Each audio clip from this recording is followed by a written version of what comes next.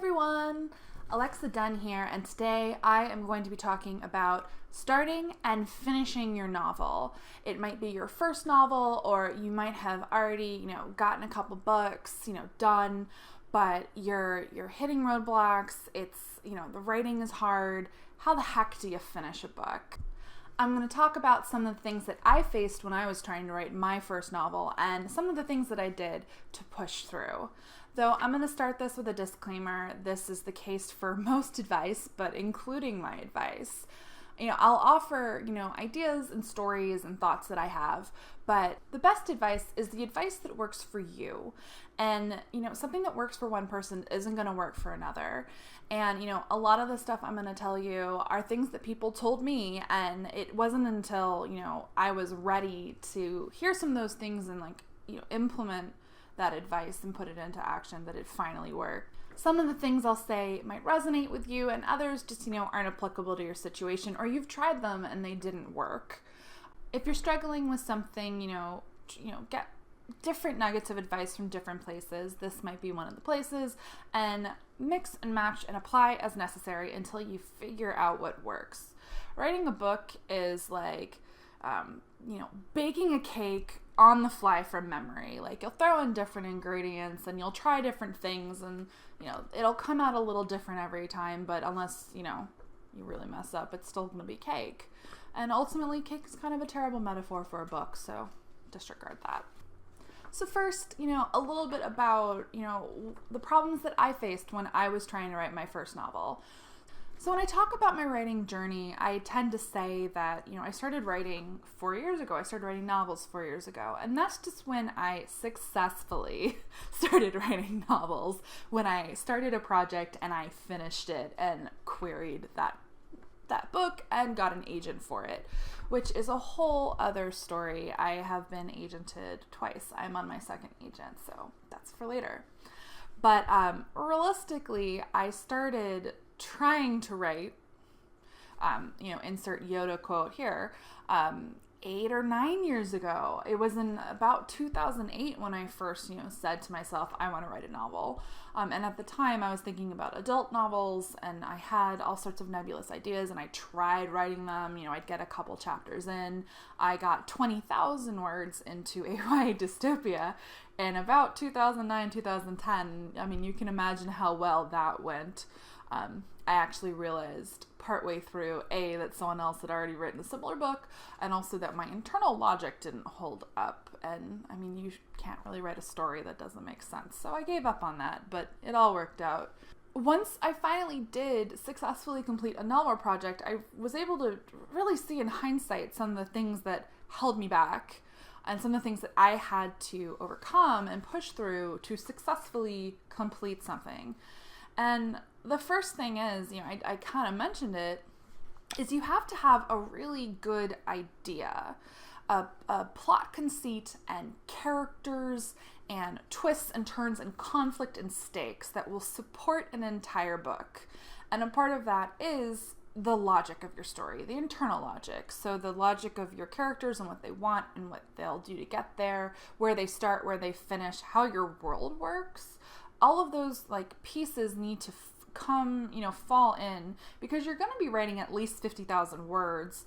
And if you're doing genre like I do, you're looking at least 70. And honestly, my drafts tend to clock in at about 100,000 words. So you need a lot to support that kind of word count. You need to have the steam to start something, and you don't want to get to 30,000 words and realize you have nothing left to write, or you've written all of the major plot beats and you're done. That usually means you don't have enough going on. You need to think about your main cast of characters and your A plot. And your A plot tends to be the main gist, the thing that they want, that they, you can't tell already, I'm actually really bad about talking about plot mechanics because I'm a pantser, which we're going to get into soon. But the B plot is very often the romance plot, unless you're writing romance, and in that case, your romance is your A plot. But you need an A plot and a B plot, and often little subplots that go in between those, and we'll give them letters C, D, E, F. And all of these elements need to weave together within the main arc, which goes like that. So you have lots of little things. and it needs to gel together to, sustain itself for hundreds of pages. And I find that when people, they're struggling to write more than, 20,000, 30,000, 40,000 words, they don't have enough going on. There's not enough conflict. And sometimes the idea, the pitch itself, it's only really enough to support a short story or a novella. And you either have to complicate it, or it's just not the right conceit for a novel. And it takes a little trial and error, reading other books, trying to write things to figure out, the difference, like what can sustain itself for a whole novel versus what can't. So that's the first thing, have you chosen something that can be an entire novel? And I'll tell you that beginnings are almost always easy. I know some people struggle with the first chapter, that part of the beginning, but for the most part, when you talk to most writers and, they're sharing the joys of writing and writing novels, they'll talk about how, oh gosh, they had all of these ideas in it and they just started typing and it all, started coming so fast. And next thing you know, it's amazing, you have 20,000 words and then you get really stuck. A lot of people have 10 to 20,000 words of a novel and nothing past that because middles are the worst. I call them the murky middle. They're hard to write, and I'm telling you, I'm giving you permission to struggle and feel awful because middles are terrible. So if you're stuck on a middle, you're not alone. But it's pushing through and past that point that is the hard part.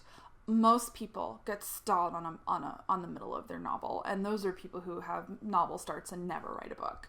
So how do you push through? Well, I'm going to have a whole video about writer's block specifically, when you know you need to write and you just can't. That's a whole other issue, but it definitely tends to come up when you're stuck in a middle. Eventually, I will have entire videos where all I talk about are beginnings, middles, and ends as separate, issues. Because, each part of a book is going to have its own set of problems. But generally, I recommend having a schedule. When you are actively drafting a book, you need to regularly work on it. You'll hear the typical writing advice. Write every day. If you don't write every day, you're not a writer. That's not true. That's bullshit. I do not write every day. I mean, I write every day because I write tweets and do work and do all that kind of stuff. But, I don't write on my novel every day. I write in short bursts. So I'll be inspired, and then in the case of my book Brightly Burning, I wrote that in 3 months, and I actually did write every single day with maybe 1 or 2 days off for that book. It started as a NaNoWriMo book. I breezed through NaNoWriMo, and then it took me 2 more months to finish it. It is the fastest I've ever written a book, and I'm actually about to start my next book, which will be my 4th book ever written, and the 2nd one that's going to be published, and I really hope that I can do it in that kind of time again, because my previous books took way longer. But when I'm actively drafting, I try not to take more than 3 days off. So it's not that you have to write every day, but you have to write consistently. It's about forming a habit. Writing should be a habit, a good habit. And when you train yourself to write on a schedule, the writing becomes easier. This also plays into, the next thing, which is set attainable goals for yourself. The beautiful thing about a book and about writing is that you write them in, gradually, a little bit at a time. If you write every day, even if it's not, it doesn't have to be 10,000 words, 5,000 words. It doesn't even have to be 1,000 words. If you wrote 500 words a day, every day, in 5 to 6 months, you'd have a book. And that's amazing. I mean, that's like magic. That, it doesn't have to be insane writing sprints where you're just like writing all the words. Some authors can and do write like that, but most authors don't. So it's baby steps. So if you have a schedule and you set attainable goals, so, you're going to write something every day.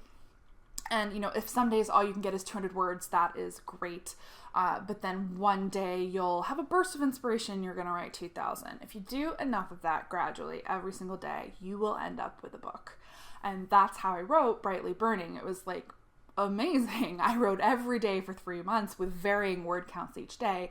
And in the end, I had this thing and it was 100,000 words. And when you finish a book, it's always a little bit delirious. It's like, you cannot believe that you just did that. And then you enter the phase where you're not sure how you did it, and you're not sure if you can ever do it again. But then you do. Writing is like magic, basically. So you set attainable goals. And then I think the key thing is to be nice to yourself. Pat yourself on the back anytime you hit a goal. Pat yourself on the back for writing every day.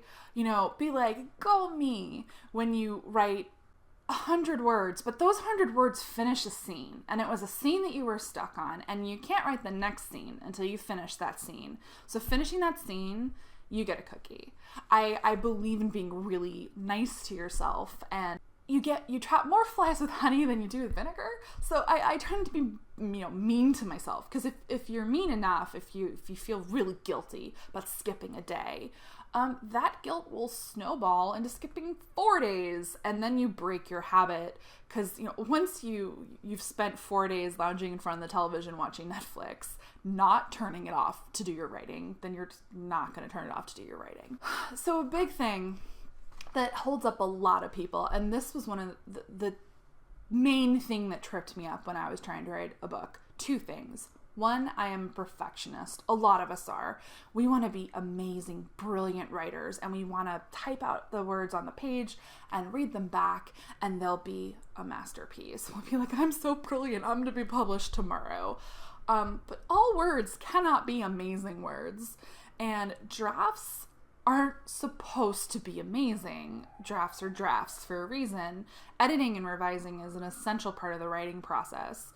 And so you have to give yourself permission to write poorly. Bearing in mind that most of the time what to you is bad writing is not actually bad writing. I promise you. You're going to finish it and you're going to go back and read with fresh eyes however many months later, and you're going to be like, I'm kind of okay at this, or this scene isn't as horrible as I think it is. But if it is, you can delete it and write another one. And then you don't have the daunting task of having 50,000 words ahead of you. All you have to do is fix that one scene. It's just a lot more manageable. So you have to constantly remind yourself that it is okay to word vomit onto the page. That you have to write something in order to write something. In order to finish, you have to push through that urge to write perfect prose. And then what ties into that I did, that most newer writers that I talk to do not edit as you go.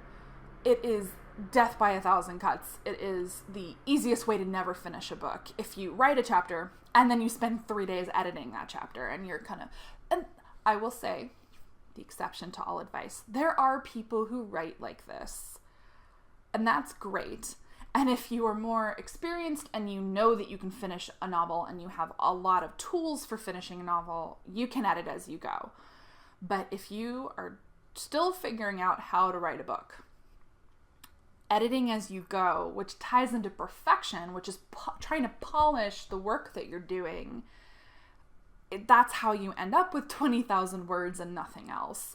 Or you stop in the middle because you don't know what to do with the middle, so you think, I'm going to edit the beginning and try to make it perfect. But so often you can't figure out how to fix a book until you have finished it. So there's just no point in super polishing the beginning if you haven't written the middle and the end yet. So don't do it. Don't do it. What ties into that, and I came from the fan fiction writing community, and so I dealt with this a lot, which was the constant desire for feedback on my WIP. When you write fan fiction, you have a community of betas and readers, and it's completely okay to post works in progress. Wattpad's like that too, and it's like a drug. You post your chapter, and then people comment, and they're like, "Oh, it's so good," and that it gives you that rush to write the next one. But actively plotting and drafting a novel is not like fandom. You typically are not in an active writing community. You don't have someone standing by to read your scenes and your chapters as you write them. If the primary means by which you get inspiration to write is from positive feedback from other people, whether that's betas or, comments from readers, you are handcuffing yourself to a boulder when it comes to writing novels, because novel writing is a really solitary exercise. It is not a community activity. As you get along in your career and you develop critique partner relationships, you might end up with people who can read as you go. But even then, they have lives and they have work, and most of them can't drop everything to read your chapter. So you have to learn to write something, put it aside, and just move on to the next thing. And once you fight perfection, stop editing as you go, and stop relying on external feedback, you will be able to push through and write in a vacuum, because drafting is writing in a vacuum, and that is a huge part of just finishing. Another thing that will be helpful to some of you, but was actually not helpful to me at all, but this is a writing method that a lot of authors use. I've heard them talk about it, and this is going to come up in my pantsing discussion as well. But there are authors who basically plot rough and dirty, and that means they write a super lean first draft. It's actually more like a draft zero. They give themselves permission to skip things. They write the meat of the story, and so that might only be 20,000, 30,000, 40,000 words, but they've written all the big, important scenes, and then they use revision to add the meat. They add 20, 30, 40,000 words, but they kind of get over the hump of the anxiety of what is this book by writing that quick and dirty first draft. And if that is something that might work for you, try it. But you have to be willing to basically put in the revision work, and, or think of it as writing a second draft, like adding substantially to that first draft, because, quick and dirty drafts aren't publishable. So you have to be willing to put in the work, but that is a shortcut that I think works for a lot of people, even though it doesn't work for me. I have to write one thing at a time. If I skip something, that it's like a dominoes thing, and that might be because I am such a terrible pantser. I don't plot ahead of time.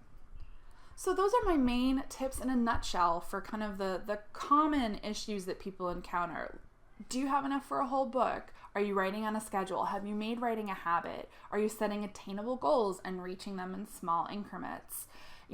Don't be perfectionist. Don't edit as you go. Don't rely on external feedback, and be kind to yourself. That really is my number one.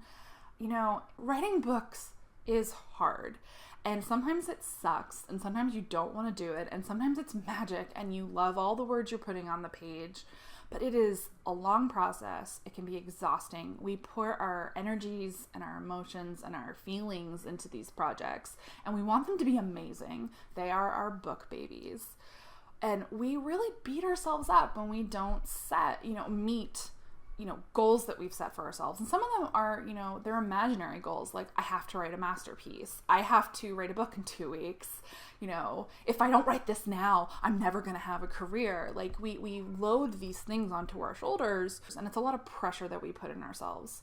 So be kind to yourself. Forgive yourself when, you're not perfect and it is hard, and keep writing. Always go back to the page, and seriously, eventually you're gonna write a book, and then revise it.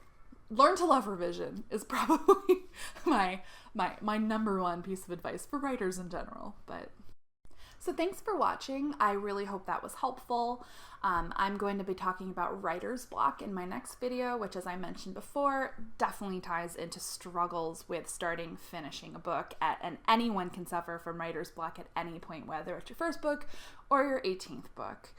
If you enjoyed this, please subscribe. I'm going to have a lot more videos coming about writing, revising, querying agents, writing queries, submission, what it's like when you get a book deal. I'm going to be doing all of the publishing real talk. So I hope to see you soon. Thanks. Bye.